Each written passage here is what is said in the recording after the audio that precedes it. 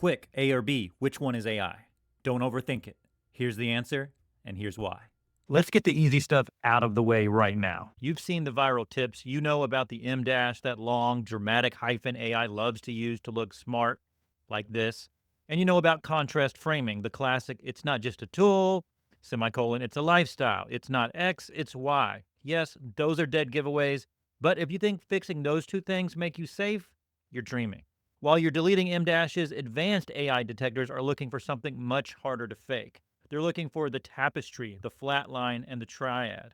In this video, I'm going to show you the real linguistic fingerprints that scream robot in 2025 and 2026, and I'm going to show you how to train the AI to write exactly like you, messiness and all. First, the vocabulary. AI has a favorite foods list. It's trained on corporate, safe, inclusive data, so it defaults to words that sound professional but actually sound like nothing. If you use the word delve, you are caught. If you say something is a testament to your hard work, you are a robot. And if I see one more tapestry of culture, of innovation, of flavors, I'm closing the tab. Also, look out for realm, landscape, especially digital landscape, underscore, and pivotal. These words aren't illegal, they're just statistically boring. Humans use simple, punchy words. We don't leverage a robust solution, we just use a tool that works. Now for the advanced stuff. This is what detectors actually measure. It's called burstiness. AI writing is a flat line. Every sentence is roughly the same length, subject, verb, object. It's hypnotic and it puts your brain to sleep. Humans, we are chaotic. We write a long, winding sentence with 3 commas because we're trying to figure out a complex idea, and then, bam, short sentence. That spike, that's humanity. If your writing doesn't have rhythm, it doesn't have a pulse. You need to mix 40-word sentences with 4-word sentences. Keep the reader guessing. AI is obsessed with the rule of 3. It cannot list 2 things or 1 thing. It cannot list 4. It must be 3. It does this to be symmetrical, but real life isn't symmetrical. If you see a list of 3 adjectives, kill 1. Or add a 4th one that doesn't quite fit. Make it awkward. Awkward is human. At the end of every paragraph, AI gets insecure. It thinks you don't understand the point, so it writes, thus, understanding X is crucial for Y. It summarizes what it just said. Delete the last sentence of every AI paragraph, and maybe the first one too. Trust me, it's just fluff. Now, here's where things get really interesting. Here's another dead giveaway that I call the vague plague. AI is trained to be general. It wants to apply to everyone, so it applies to no one. If you ask AI for a story about a car, it might say the vehicle moves swiftly down the road. Boring. A human writer isn't vague, at least not a good one. We don't say vehicle, we say a rusted 1998 Honda Civic with a missing bumper. We don't say swiftly, we say it rattled down the highway at 80 miles an hour. The super prompt I'm going to give you at the end of this video forces the AI to hallucinate details. I want it to make up the color of the car. I want it to invent a smell. Specificity is the enemy of AI detection. Quick reality test. Beating AI detectors isn't the goal. First, detectors are inconsistent. Even the people building these things have admitted accuracy is a problem, and false positives really do happen. But here's the bigger point. Even if you pass these AI detectors, you can still sound like a robot. Who cares if you pass a detector if nobody reads your content? The reason AI writing kills your YouTube channel or your blog or your book isn't because Google hates robots. It's because boring content kills dwell time and entertainment. The tapestry words, the flatline sentence structure, they make the reader's brain glaze over. They stop reading. They click away. And when they click away, the algorithm thinks your content sucks. So we aren't just humanizing to survive. We are humanizing to keep people awake and entertained. We are adding messiness because messiness is interesting. Perfection is boring. Be messy. Before I give you the super prompt, there's one thing that works better than any prompt: training. You can't just ask AI to be human. You have to show it which human. Upload 10 PDFs of your old emails, blogs, or scripts, or heck, just record yourself talking for 5 minutes into a voice recorder. Then give it this instruction. Analyze my tone, my sentence length variation, and my vocabulary. Create a style guide based on this. I'm working on a tool that'll do this for you, but until then, use this prompt. Once it knows your style, then you ask it to write. It's not guessing anymore, it's mimicking. This is how you get that messiness, the personal anecdotes, the weird jokes that a generic prompt can never give you. But if you just want to copy paste something right now to fix your writing, and hey, I respect that, here is the chaos prompt. This is designed to break every pattern I just showed you.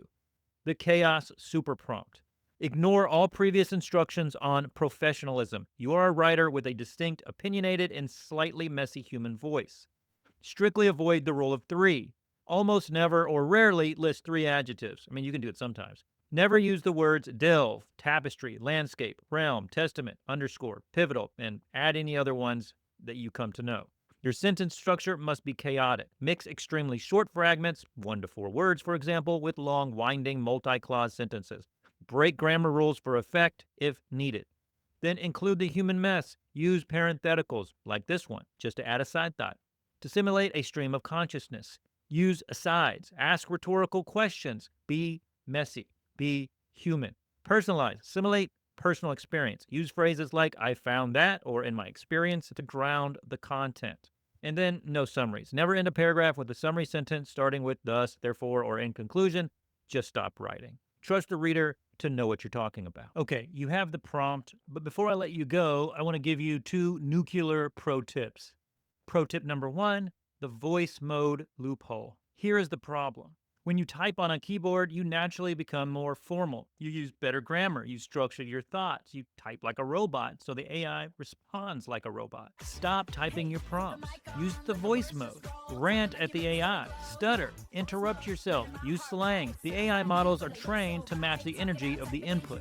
If you give it manic human energy via voice, it breaks its own safety filters to match your vibe. Garbage in, gold out. Tip number 2 is the one breath test. AI doesn't have lungs. It doesn't need to breathe. So it writes paragraphs that flow perfectly but have no rhythm. Read your content out loud. Literally, out loud. If you can read 3 sentences in a row without changing your pitch, without stumbling, or without needing to take a breath, it probably sounds too fake. You want words that clash. You want sentences that force you to pause. If it's smooth like butter, it's probably AI. If it's crunchy and awkward, it might be human. Add the crunch. Here's the next quiz. Which one do you think is AI and which one do you think is human? Make your pick. And it's option B, real human. Okay, let's go to the next round. Which one do you think is AI or human here?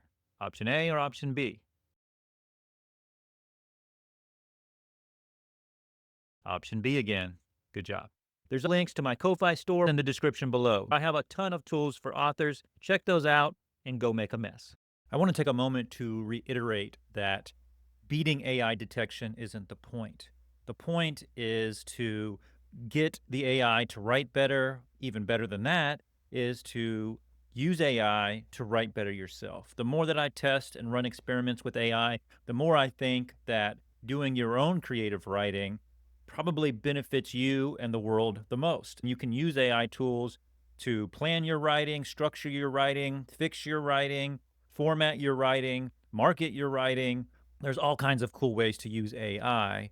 Of course, however you want to use AI is up to you. If you like writing, if that's a creative outlet for you, you certainly can and maybe should do that writing yourself. But that doesn't mean you can't take advantage of these tools, these tips, and these strategies to make your story all that much better. Thank you all so much for watching this video. If you enjoyed it, please consider subscribing, liking the video, hitting the notification bell, all the things. Let me know what you think in the comments. That really helps the channel and the YouTube algorithm push this video to more people. And I really appreciate your support.